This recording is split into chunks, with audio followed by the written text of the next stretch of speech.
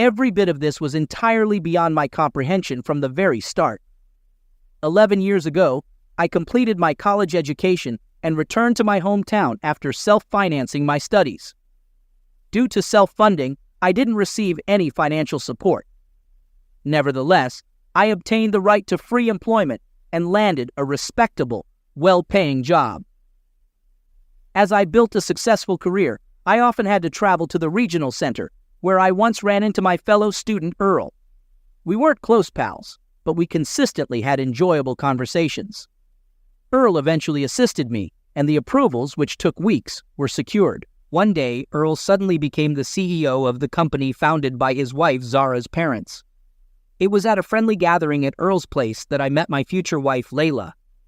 Layla was wrapping up her university studies and residing with her retired parents in the city center. Somehow, we started dating. Our relationship heated up, and after 6 months, realizing Layla was pregnant, I proposed to her. She accepted on the condition that I move to the regional center. I agreed, and we had a wedding attended by Earl and his wife Zara. Layla's parents generously gifted us a 3-bedroom apartment inherited from her mother-in-law's sister, which was registered under Layla's name. We had a son, and soon after, Layla became pregnant again and gave birth to a daughter. I, based on Gerald's recommendation, secured a job with a highly reputable organization. There, I quickly established myself as a knowledgeable specialist. Unsurprisingly, the company led by Earl was given priority in selecting contractors for construction projects, especially when I represented the client. Work was thriving, and earnings were outstanding. 10 years passed, and our son was about to start 4th grade, while our daughter was entering the 2nd grade. 2 weeks ago, I sat in a hotel's conference room. The negotiations were intense and dragging on, so they called for a break. I went out with one of the representatives from the Capitol to the conference room's balcony and took a seat at a table. The representative, observing the hotel visitors in the lobby, remarked about how many years had passed and how Earl was still in love with his wife and happily married, even though old habits die hard. Earl, who was over at the reception desk checking out, was with his girlfriend by the kiosk. I noticed Earl at the front desk with his wife Layla at the kiosk. Earl finished checking out, and they both walked to the elevator. At first, my immediate impulse was to locate them and confront Earl physically. However, I realized that such an action would lead to failed negotiations, a public brawl, and a possible divorce. I pondered the sound I heard in my ears. It had been years. I turned to the person I was conversing with. I inquired about how long the person had known him, and they responded that they had known him for a long time. They mentioned being a local resident and living in the area for years. Earl had met his current wife, Zara, after college. According to the person, Zara came from a well-off family, with her father being an entrepreneur who had founded several businesses with his wife. Earl had married Zara and had quickly assumed the role of CEO in one of the companies. However, the person mentioned avoiding any business dealings with Earl due to his unreliability and lack of trustworthiness. Once the negotiations were concluded and the contract was signed, I returned to my office. I sat at my desk and began contemplating my next steps. It was evident that I needed to part ways with my wife. However, I also needed to ensure my role as a father to our children. I had to secure a place to live. After our divorce, the apartment we resided in was gifted to us by Layla's parents, with the property deed in her name. So the best course of action was to return to my parents' house, which, God willing, had 2 floors, with the 2nd floor unused. Layla had never visited my hometown, expressing reservations about what she would do there. The departure was a decision I had to arrange, ensuring I didn't break my promise to take the children to the seaside this year and avoiding deceiving them. With a plan in mind, I began to put it into action. I was well aware of Earl and his wife's routines. I knew that Zara typically went to a cafe located away from their workplaces for lunch, believing that the food there was superior. She had invited me and Layla to dine there multiple times. Now I understood why Layla never visited that cafe and why Earl never frequented it either. The following day, I entered the cafe and spotted Zara. I sat down at her table. She greeted me, and I inquired if she was trying out the local cuisine. She replied that she didn't just decide to try the local food, and I asked about Earl. She confirmed that it was indeed about Earl and Layla. I shared that I had suspected him for a long time, but I couldn't prove it, as he was always home on time. Zara inquired about where I had caught them, and I explained that it was at a hotel downtown, where he had a friend working as a director. Zara asked how long they had been dating, and I informed her that they started dating before I met Layla. She expressed her dismay, mentioning how Earl had introduced Layla to her as a friend of mine. I mentioned that I took a DNA test to be sure about the kids, and Zara shared that Earl was unable to have children due to treatment that had not produced any results. She expressed her desire to have kids. We discussed our plans, and I mentioned that I intended to divorce Layla and change my last name. Zara planned to divorce Earl but wanted concrete evidence. We discussed the idea of setting up webcams to catch them in the act, and I agreed to keep in touch about the plan. I explained that I needed to return home since Layla owned the apartment, and Zara offered to talk to her father about helping me find a place to live. We agreed to set a date for further discussion. In the following days, I prepared for my upcoming separation from my wife. I informed the school about our plans to move and transfer the kids to a new school in a different city. I had to obtain confirmation of the kids' enrollment in the new school during working hours, and the necessary documents were provided. Zara called and asked for passports to obtain visas for a trip to Italy, the city of Pizarro. The visas were quickly obtained. Soon, she told me that she had spoken to her father about Jason and his job at the new branch. Her father conducted a background check and approved it, asking her to come in for an interview. After the conversation with Zara's father, where they arranged his position and salary, I spoke to my boss about the situation. My boss, who had been divorced twice before, asked how he could help. I explained that I needed a quiet vacation and to be let go from my job. I inquired if there was a way to work it out. My boss considered it and eventually agreed. The preparations for the separation were finalized. I told Layla about my upcoming business trip, which would only last 3 or 4 days. On the same day, Layla informed her husband, Earl, about my departure, and he was happy about it. He mentioned that his wife was spending 2 weeks at a sanatorium. She asked about my plans for the kids, and I explained that I would take them to my parents' place, since it was vacation time and they couldn't stay at home. Layla expressed her frustration about having a baby, mentioning that she couldn't have children and suggesting I hire a nanny or rely on my husband. We discussed our plan for the next day, with Layla mentioning that Vovka would be leaving in the morning. I packed my travel bag, said goodbye to Layla, and headed to the train station, though I actually just took a shuttle bus 1 stop away. My hired car for long-distance moving was waiting there, and we drove to my house, where I saw Layla taking the children and getting into a cab with them, heading to her parents' house. Half an hour later, Layla arrived at her mother's house, telling her she had brought the grandchildren and asked when they could go to the sea.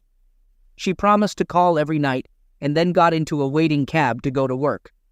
Meanwhile, I packed up the house, putting everything in the cardboard boxes. The boxes were immediately loaded into the car, and within an hour and a half, everything was packed and ready. Only a large suitcase and 2 bags were packed separately. After packing the car, I called my father and told him that the movers were on their way to his place, and I would join them in a month. Layla, on the other hand, informed the CEO that I had left and the kids were with her grandparents, so she was free until Monday. The CEO agreed to let her leave an hour early. After working most of the day, Layla signed out early, claiming to attend a meeting with a customer. She left the office, and shortly after, Earl left as well, driving away. Zara, who had placed a tracker and microphone in the car, noticed that it had started moving around the city and saw the car turn into an alley and stop. The door closed, and there was an immediate sound. Layla mentioned that we needed to go to the store, and Earl replied that we had everything at home. Around the same time, I stopped by my in-laws' house and informed them that I was picking up the kids. As Layla had told them, the kids would stay with them for 3 or 4 days. They decided to celebrate their 10th wedding anniversary and had a surprise planned for Layla. 10 minutes later, I and the kids headed to the airport, with our flight scheduled for 2 hours later. Layla entered Earl's kitchen, checked the refrigerator, and set a complete table. She asked Earl to open a bottle of champagne and suggested having some cognac later. Earl questioned what they were toasting to, and Layla mentioned that it was their 10th anniversary, even though I had pointed out that it was partly due to her affair with a client's lawyer, Lila. They sat down for dinner, and afterward, they went upstairs to the bedroom. Lila cleared the dishes and put them in the sink, and then they enjoyed some fruit and cognac on the coffee table before heading into the shower. After they came out, Lila suggested she would call her parents and be all his in the meantime. Earl agreed, and she made the call. Layla, in the meantime, quickly stood up, dialed my number, and told me she wanted to congratulate me on our 10th wedding anniversary. I was puzzled and questioned why she was saying that. Layla then mentioned that she was in Earl's bedroom, not fully dressed, and he was looking at her while she spoke to me. Hurt by her words, I offered to come over and talk, believing she would understand, and I asked her not to go away. Layla burst into tears, and Earl looked confused. The bedroom door suddenly opened, and Zara's parents entered, with Zara following behind them. Layla quickly started dressing, and Zara's father asked Earl what was happening. Earl replied that they were just having a good time. Zara's mother commented on Earl's without-clotheness, and Zara firmly decided to cut him out of her life. Zara's father advised Earl to write a resignation letter, and if he messed up again, he would be fired. Layla thanked them and left. Back at her apartment, Layla realized no one was home and tried calling me but had no signal. I had nearly finished observing what was happening in the bedroom, turned off my tablet, and called Zara. She informed me that they were on their way to the landing with the kids, and she hoped to hear from me when they returned. We soon boarded the plane and headed to a different city. Our flights were well coordinated, and we eventually landed in Italy. A company representative helped us get to the hotel on the first coastline. After checking in, the kids were eager to go to the sea, visible from their window. They encountered a woman and her 7-year-old daughter who had been on the same flight. The woman had experienced motion sickness, but her daughter was eager to get to the sea. I suggested looking after her daughter so the woman could rest. Regina, the woman, introduced herself, and we made our way to the sea, following wooden ladders almost to the water's edge. There, small fish swam in the shallow water, and I even managed to catch a small crab. Afterward, we went swimming, and Regina decided to join us. Meanwhile, Earl was dealing with the issue of finding a place to live. With help from his parents, he managed to secure a one-room apartment, but struggled to find employment. He had some savings to get by, but needed to think about his future. Earl began searching for jobs in various offices, but faced challenges, as most executive positions were already filled, and he didn't want a lower-level job. Eventually, he couldn't even secure a position as an ordinary engineer.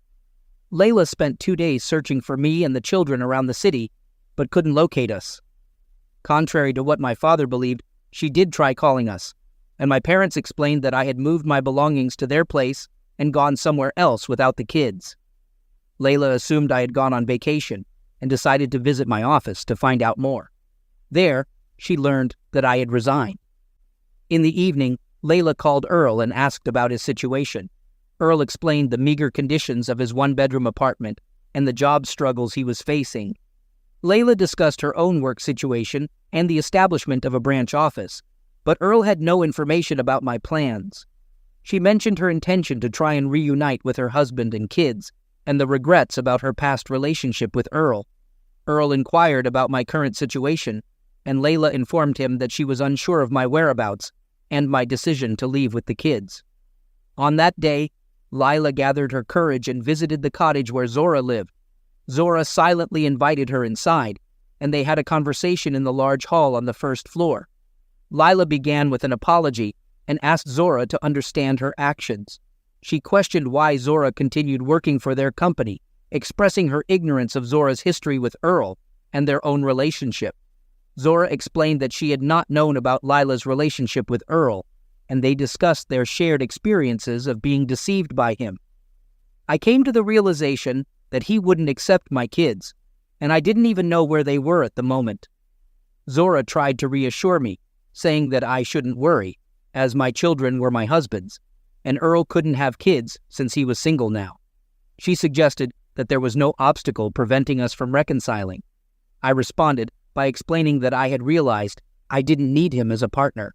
Earl had contacted me upon learning that I was alone and asked to stay with me, but I had refused. I also shared my concern about not being able to find Jason and the kids. I mentioned that he wasn't at his parents' house, even though he had moved his things there. I knew he had gone on vacation with the kids to the sea, but I had no idea when he would return. It was almost September 1st, and the kids had school. I expressed my confusion about what to do and how to bring Jason back. Zora advised me that she couldn't assist with that and indicated that it was unlikely that Jason would forgive me and take me back today. Regina and her daughter Rose left the hotel and headed toward the center of Pizarro. After I provided a brief explanation to the children about the direction they should take, they walked ahead. Regina asked if we really needed such a detailed explanation. I responded that we did because in the city where we came from, they talked about bike lanes, but they were rarely seen. We weren't accustomed to the concept of separating pedestrian zones from cycling lanes and the areas for vehicular traffic. Here, cyclists didn't ride in pedestrian zones even if they were empty, as the locals adhered strictly to the designated lanes. We strolled leisurely through the city in the evening and eventually reached the Sphere Monument. Regina asked about the significance of the monument. I explained that it was the Sphere Grande de Pomodoro, with Arnaldo Pomodoro being the sculptor behind the monument, who happened to be a native of Pizarro. I also shared some of the city's attractions, such as its beautiful sandy beaches, pristine sea, and a stunning promenade with a long pier extending into the sea, perfect for a relaxing stroll and enjoying the waters. Regina expressed her surprise at the city's fame and Italy's rich history. Regina then asked how I knew so much, wondering if I were a history teacher. I clarified that I wasn't, but I had done some research about the places we might visit on the internet when I found out where we were going. I didn't want to be completely clueless, as it could save us from misunderstandings. Regina suggested visiting the Linati Aquarium and inquired if it was nearby. I explained that it wasn't exactly nearby, as it was in Cattolica, about 22 kilometers away, which we could reach in about half an hour. Regina agreed to the plan. I asked Regina about our plans for the next day. She mentioned that we could sleep in, since we planned to visit the Rossini Theater and explore the old town. However, the day after, we would wake up early at 7 o'clock, as we hadn't come there to sleep. I proposed grabbing breakfast on the go and assured Regina that I had the theater and old town route covered. Regina then asked where we should go next, and I suggested heading to a nearby restaurant. Regina hesitated slightly, noting that we had just had dinner. I reassured her that we would only have a little something to eat, and we headed to an open-air restaurant where the waiter handed us menus. We quickly placed our orders, with me being mindful of the children. As we enjoyed our meal, I asked Regina about her ability to travel with her young daughter despite her husband. Regina explained that she was not married and described her past relationship.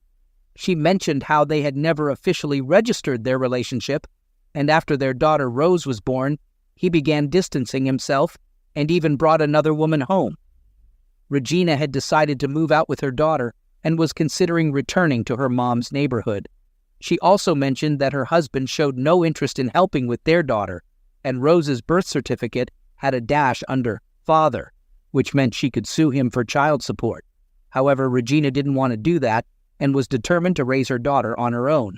I inquired about her field of expertise, and Regina explained that she was a civil engineer. She had managed to save money for the trip by doing various jobs, including providing cost estimates for clients who needed help with their building projects. Unfortunately, the company she worked for had gone bankrupt, and she was currently technically unemployed, but remained optimistic about the future. We continued our conversation while sipping on dry Italian wine, and the children had a taste of the seafood salad. Regina mentioned that her mother lived in a nearby village, just 5 kilometers away from the city center. I shared with Regina that I had been appointed as the branch director in the city. She found it coincidental that we were both from the same hometown. After finishing our meal, we returned to our hotel late in the evening. I reminded Regina about our early start the next day to visit the aquarium. The kids asked about our plans, and I explained that we would be seeing sharks. The following day, we arrived at the Acquario de Cattolica, a popular oceanarium in Cattolica. We spent a significant amount of time observing the marine life in various pools and aquariums. Our visit even included an aquarium where visitors could touch the creatures, which brought joy to the children. After our visit, we decided to look for a place to eat outside the aquarium to avoid the higher prices. While searching for a restaurant, we spotted a bus heading back to Pizarro, so we decided to return for lunch. In around 40 minutes, we found ourselves at a familiar seaside cafe, enjoying classic Italian dishes like pasta with chicken parmesan. After our meal, we decided to hit the beach, despite the scorching sun and the city's siesta time, which made things a bit inconvenient for tourists. We returned to the hotel, grabbed our towels, and met at the reception before making our way to the beach. The children eagerly stripped down and splashed into the water, with Regina and me following suit after gathering our belongings. We spent some time in the water, watching the children excitedly chase small crabs in the shallow waves. Regina took the opportunity to ask me if that was why I was on vacation without my wife. I confided in her, explaining that I had discovered my wife was having an affair with her ex-boyfriend, who had married her for her position and money, even putting her to work with him. Regina inquired about my plans, and I revealed that I had taken what I could and moved back to my parents' house. I had decided to go on vacation with the kids, and reconciliation was not in the cards. She asked about the kids, and I explained that they would stay with me. I mentioned that in a divorce, the court typically favored the mother, so I had considered waiting until the children were 14, at which point they could decide which parent to live with. Divorce wasn't in the immediate plan, but I wouldn't be living with my wife. Regina inquired if I could handle 2 kids on my own, and I replied that I was managing. I shared a story about a guy I knew whose wife had left him with 2 girls, and when she returned 8 years later, the girls refused to let her in. They had already divorced by then. Regina asked what if my wife initiated the divorce, and I mentioned that my son Martin's opinion could be considered in court, but it wasn't the sole determining factor. She asked about my plan, and I explained that I would keep the kids hidden if needed, despite potential legal consequences. Regina questioned if the kids wanted to spend time with their mother, and I replied that it wasn't likely in the near future. Regina then asked if I would accept her offer to work at her branch, and I agreed, saying I'd like to, but needed to find a place to live, as it was challenging to find a job in my neighborhood, and I didn't want to lose my professional qualifications. Regina assured me that she would assist in finding accommodation and enrolling Rose in school. Their vacation eventually ended, and they returned home. Upon our return, I took the kids shopping for school supplies. In the afternoon, I called Samuel to discuss the branch's need for engineering and technical workers and mentioned Lila's new position. As for Earl, he had disappeared without a trace, and no one knew his whereabouts. On Sunday, I went to pick up Regina and Mary, arranging for them to stay on the second floor of my parents' house. The kids were excited to have Mary living with them, and they would all be attending school together. Regina prepared for her first day of work on Monday, while I had my responsibilities to attend to. The children still had 3 more days of vacation and stayed with my parents. Meanwhile, Lila remained completely unaware of my and the children's whereabouts. She went to work and made efforts to locate me, as she believed it was close to September 1st. She decided to visit the school, only to find out that I had transferred the children to a school in the neighborhood near my parents' home. She planned to visit them on the first Friday of September. Back at the office, there was much speculation about Earl's sudden departure and Layla's relocation. Many employees were curious about the reasons behind the leadership changes. Eventually, news of the branch's opening reached the office, and Lila also received this information. On the first Friday of September, Layla took a day off at her own expense and headed to the district center. She arrived early in the morning, armed with my parents' address, and located their house on the street. Approaching the gate, Layla observed me, along with Martin and Mary, leaving the house. They were accompanied by an unfamiliar woman and a girl about Mary's age. Unnoticed, Layla followed them and soon realized that I and the unknown woman were taking the children to school before heading to work. Observing this, Layla decided to wait for the workday to begin. Once it did, she approached the reception area where a young secretary was sorting through papers. The secretary called me and asked if I would accept a visitor, to which I agreed. Layla was then permitted to enter the office. Inside, she found me sitting at a desk covered with papers. I greeted her, and she returned the greeting. I gestured for her to sit and commented on her nice office. She thanked me and mentioned that her assistant had handled all the arrangements. Getting to the point, Layla said she was there to discuss our next steps, understanding that keeping our family together was unlikely, but emphasizing the need to work things out for the sake of our children. I agreed, expressing my desire to maintain custody of the kids while also wanting to be involved in their lives and see them. Layla conveyed her concern about not losing touch with the children, seeking assurance from me. I assured her that the kids were at school and I had plans to spend time with them, including going mushroom hunting in the woods the next day. Layla commented on Regina being my new partner, which I confirmed. She inquired if she could meet the kids, and I agreed, explaining that the children and I had planned various activities in the coming months. I requested that she give me advance notice, as our schedules were already filled. Layla mentioned that I had always enjoyed surprising people, prompting me to share that we had vacationed on the Adriatic Sea in Italy. She asked about Earl and my new phone number, to which I revealed that I hadn't changed my number. I had just turned it back on. After our conversation, Layla left the office, as per my suggestion, and went to a cafe. I then called Regina to inform her about my meeting with Layla and her request to see the children. Regina expressed her opinion that preventing a mother from seeing her children might not be wise. Regina and I discussed the situation. I explained that I didn't expect Layla to show up and was uncertain about making a decision on my own. Regina firmly expressed her decision not to interfere, emphasizing that it was a choice I had to make independently. I mentioned that I had already made up my mind a long time ago when I discovered Layla's infidelity. I stated that nothing would change that decision, as the deception had persisted for too long. Regina inquired about the time it would take to heal, and I shared that it varied from person to person, typically 3 months to a year for men and a month or two for women. During this period, some might want to return to a relationship, driven by a yearning for lost love, while others would seek a fresh start if there was no love left. Later, I decided to meet Layla at a cafe as planned. I arrived early and found Layla in a conversation with Regina, who appeared tearful. Layla assured me that I wasn't interrupting, and they had discussed arrangements for picking up the kids from school, feeding them, and taking them to the park. I asked what had transpired during their conversation. Layla explained that they talked about how Layla and I had met, and how her daughter had liked me. Regina had described me as reliable and safe, and had convinced Layla not to confront me about the children. I asked Layla if she agreed with Regina's perspective, and she nodded in agreement, acknowledging that she had grown distant from her children over the years. She expressed her remorse and explained that she had been influenced by Earl, leaving most of the childcare responsibilities to me. Layla realized she couldn't handle the kids without my help, but she understood that I wouldn't forgive her for her deceit. She also mentioned that Regina seemed to understand her better than she understood herself, and that Mary was getting along well with Regina's daughter. I asked if they were planning to eat, and Layla informed me that they were heading to the park to wait for the kids. She assured me that the children would find them there, as they often walked to the park and fed the swans.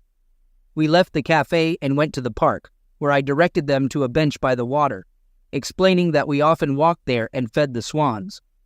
Layla asked if the swans had flown away yet, and I told her they hadn't, but they would soon, having sent their young ones on their way. Layla then questioned why I had married her. I honestly admitted that she was not the man of my dreams, and explained that I had married her because Earl had insisted on it.